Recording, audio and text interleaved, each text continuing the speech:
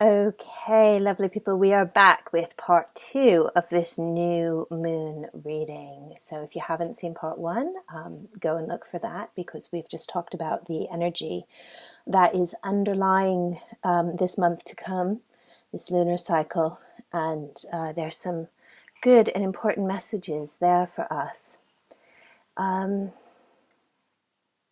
Yeah, that Northeast rune, it runs deep.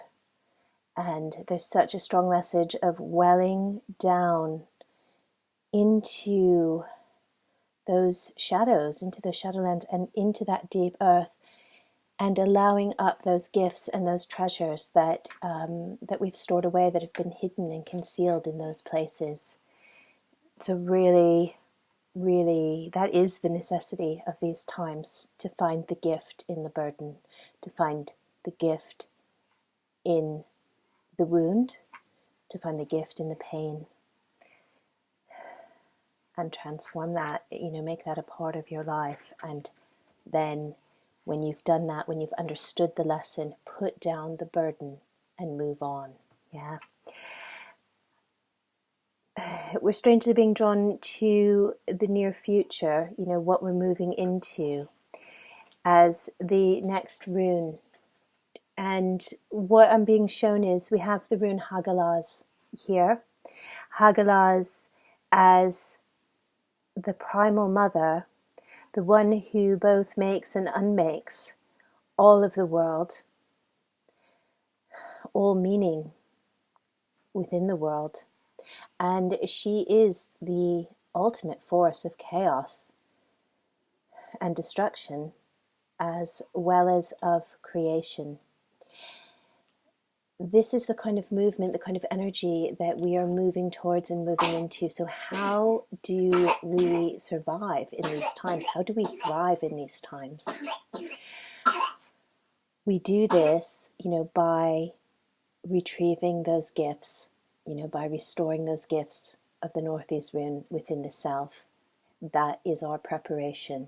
That is what enables us to step forward strongly into the next phase that is to come. And also to be fearless in that, the force of chaos, the force of destruction is a force that is necessary for the health and the growth, of everyone and of everything.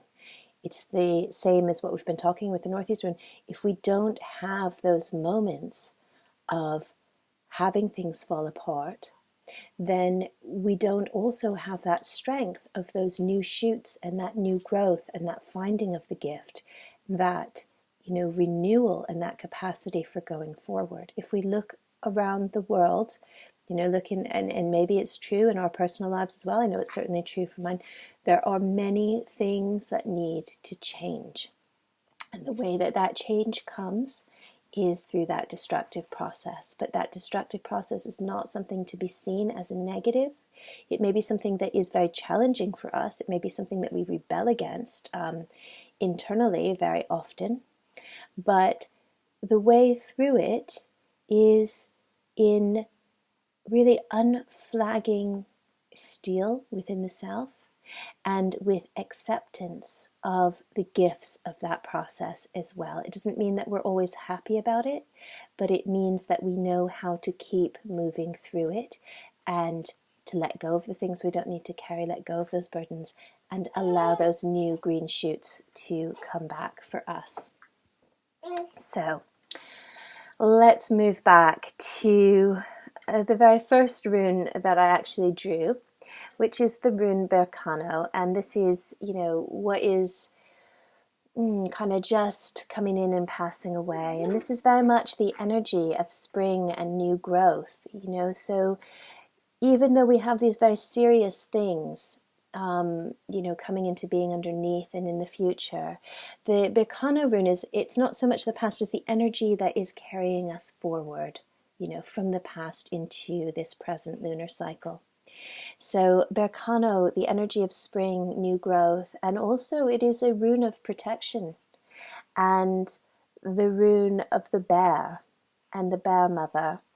But I just feel such an energy of spring and that new life. So again, remembering to tap into that energy of spring. Maybe go out for plenty of walks, spend some time in nature, spend some time with the birch trees, and connect with that energy that's there, connect with that feeling of powerful spring energy and new life that's coming through. And also maybe look at those signs of winter, look at that dying away that's happening in nature, and see how nature does not resist that process. There is birth and death all in the same moment, and that energy of new life is what carries us forward into the new. Baby's here. So coming next right into the center of what we have here, and we have the rune Laguz. But the rune Laguz for us this time has been tilted right on its side, and so the main line of it is actually just on a parallel between Berkano and Hagalaz. It feels like such a link, and it's actually pointing down at the Northeast rune. And it has its back to the rune at the top, which I'll reveal in just a moment. What this is saying to me is dig deep. The Laguz rune, you can see it almost as a spindle, and for me, or as a kind of a hook. And to me, what it's saying now is dig deep into those waters of the unconscious, dig deep into those wounds and into those places within yourself and within your life, those shadows that have come to light, over the past weeks and the past months.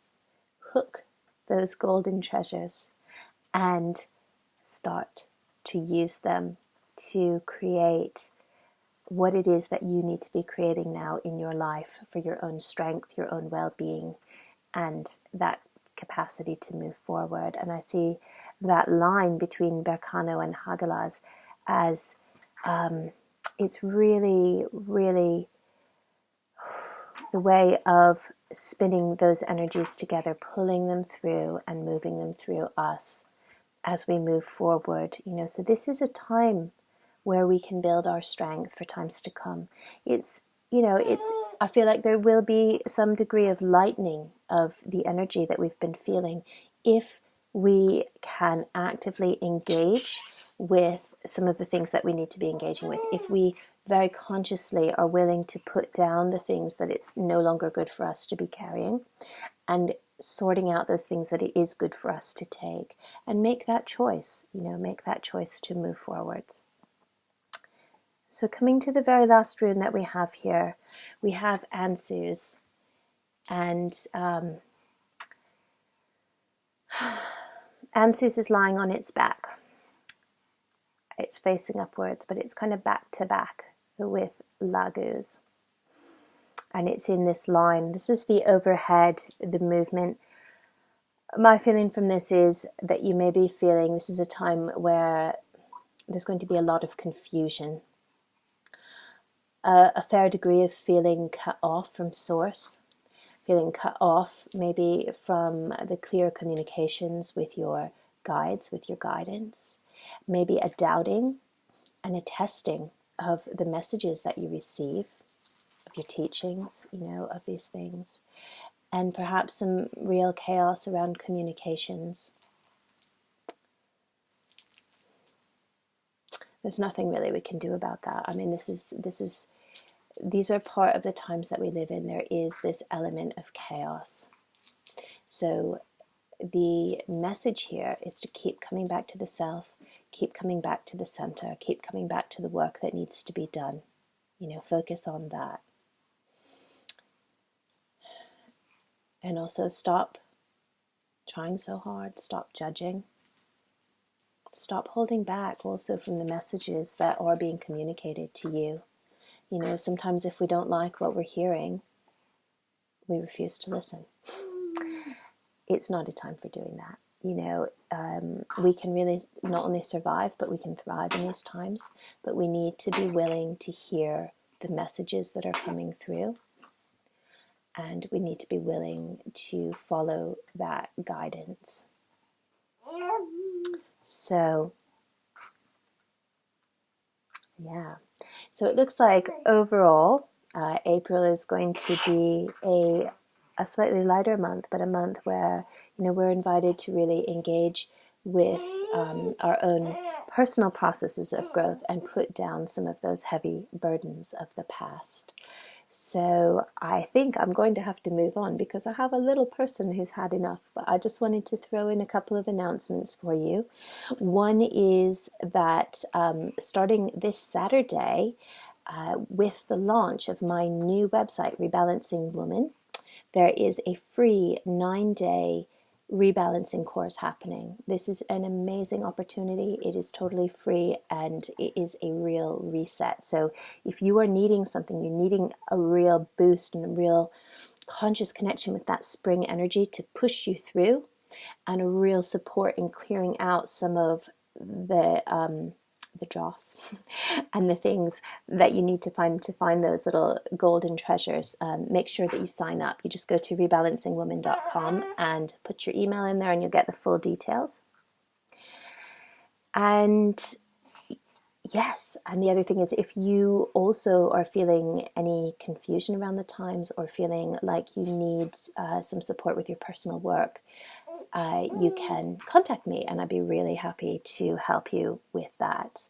So thanks so much for listening, and I look forward to seeing you in the Deep Earth Singing Moon community and in our virtual circle on Sunday evening.